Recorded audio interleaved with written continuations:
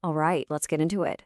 Today, we are decoding the secret history that's written into the very streets you walk on every single day. We're going to uncover the DNA of your city, tracing the huge ideas and the epic debates that have shaped our world, from way back in ancient empires all the way to the cities we live in now. So it all really starts with a simple feeling. Have you ever walked down a street and it just felt a certain way? Maybe one street feels kind of cozy and full of surprises, while the next one over feels massive, powerful, and it's pointing you straight towards some big monument. Well, guess what? None of that is an accident. It is all by design. And that's exactly where we find our topic for today: urban design. See, it's not really about one single building. That's architecture. And it's not just about citywide zoning laws. That's urban planning. It's the art of everything that happens in between: the streets, the squares, the parks. It's the stuff that makes a city actually feel alive. Okay, so our story kicks off in the ancient world with this really fundamental disagreement about what's most important in a city: its scale. The big question was, is a city built for gods and for emperors, or is it built for everyday people? And right away, you see two totally different ways of thinking. On one hand, you've got the Greeks. They were all about the human scale. Their main public space, the agora, was this informal, buzzing marketplace of ideas and goods. But the Romans, they went for the imperial scale. Their forum was super formal, perfectly ordered, and it was designed to make you feel the power of the empire. One feels social and organic, the other feels massive and grandiose. But hey, don't go thinking the Greeks were all about just organic, messy growth. There was this planner, Hippodamus of Miletus, who actually introduced the grid system that we see in so many cities today.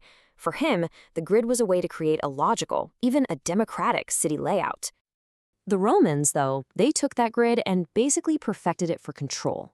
A lot of their cities were laid out just like a military camp, or castra. Everything was organized along two main roads: the Cardo, which ran north-south, and the Decumanus, running east-west. It was incredibly efficient, totally predictable, and, frankly, a genius way to manage a sprawling empire.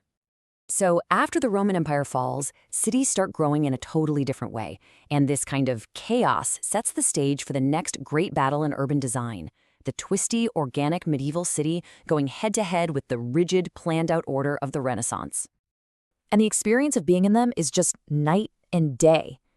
A medieval city grew almost like a tree, with these narrow, winding streets that spread out from a central church or castle. It's full of mystery and surprises around every corner. The Renaissance totally rejected that. They wanted symmetry, these long, straight avenues, and a powerful sense of perspective that just screams order and control. And maybe the most extreme, most dramatic example of this Renaissance ideal happened in 19th century Paris. Baron Haussmann literally dynamited his way through the old medieval heart of the city. He carved out those famous wide boulevards. Now, part of the reason was to improve sanitation and traffic, for sure, but it was also a way to make it much easier for troops to move around and control the population. Entire neighborhoods were just gone. This whole top-down, we-know-best approach to redesigning a city wasn't just happening in Europe. Oh no. The idea of these huge transformative plans found a major champion over in America, a guy named Daniel Burnham, whose philosophy was perfectly captured in this famous line. Burnham was the leader of what was called the City Beautiful movement, and the core belief was almost spiritual. They thought that if you built these beautiful, grand, classical-style cities with amazing public spaces, you could actually make people better citizens. That design itself could inspire moral order. But then the world changed again. The industrial age hits, and it brings pollution, slums, just total chaos. So a new group of thinkers came along with a solution that was radical, it was total, and it would change the face of our cities forever. Let's talk about the modernists. Their Bible, so to speak, was a document called the Athens Charter. And this thing was not about beauty or history. It was about pure, cold, rational function. It basically called for tearing down the old city and starting completely from scratch. They truly believed that the entire messy, complicated, beautiful life of a city could be boiled down to and organized around just one single powerful number: 4. So what were the 4 functions? Living, working, recreation, and transportation. And their big idea was that these 4 things should be kept strictly separate. Your apartment would be in a residential zone, your office would be in a business zone, and you'd use massive new highways to get between them. No mixing allowed. And the ultimate vision for this whole thing came from the architect Le Corbusier. He called it the Radiant City. He imagined just demolishing old city centers and replacing them with identical high-rise towers sitting in these vast, empty green parks. You get maximum efficiency, maximum sunlight. But, what about life? And that very question, what about life? It led to a huge backlash. People started to realize that these super efficient, zoned-out cities felt sterile, they felt unsafe, and they just felt, inhuman. The pendulum was about to swing back hard. This is the question that basically blew up the entire modernist project. I mean, sure, it might look cool in a little architectural model, but what was it actually like to live there? Where was the corner store? Where's the neighborhood bar? Where did the life of the street go?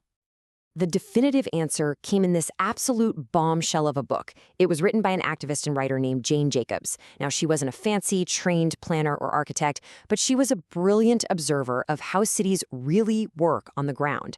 And she launched an all-out assault on this top-down, modernist way of thinking. One of her most powerful and, honestly, simplest ideas was this: eyes on the street. She argued that what makes a street safe isn't just police patrols. It's the natural surveillance from shopkeepers watching from their windows, from residents looking out, from people just walking around. It's the bustle and the life of the sidewalk that keeps it safe. So her principles were basically the exact opposite of the Athens Charter. Instead of separating everything, she argued for mixed-use neighborhoods where homes, shops, and offices all jumbled together. Instead of giant superblocks, she wanted short, walkable blocks. It was a revolution that celebrated the messy, complex, wonderful reality of city life. So when you zoom out, this whole history is this constant push and pull. It's like a pendulum swinging back and forth through time, from the human scale of ancient Greece to the imperial grid of Rome, from the organic messiness of the medieval city to the imposed order of the Renaissance, and from the cold functional separation of modernism to Jane Jacobs's passionate focus on the human experience. So, what does this all mean? Here's the most important takeaway. Your city is not random. It's a living document. Every single street, every square, every park is like a sentence in this long, ongoing argument between all these powerful and competing ideas. So the next time you walk out your front door, I want you to really look, and ask yourself, what story is my street telling me? Can you see the DNA of Rome's rigid grid? Can you spot the surprising little turns of a medieval lane? Or can you feel that lively, eyes-on-the-street energy of a neighborhood that Jane Jacobs would have absolutely loved? The blueprint is all around you. You just have to know how to read it.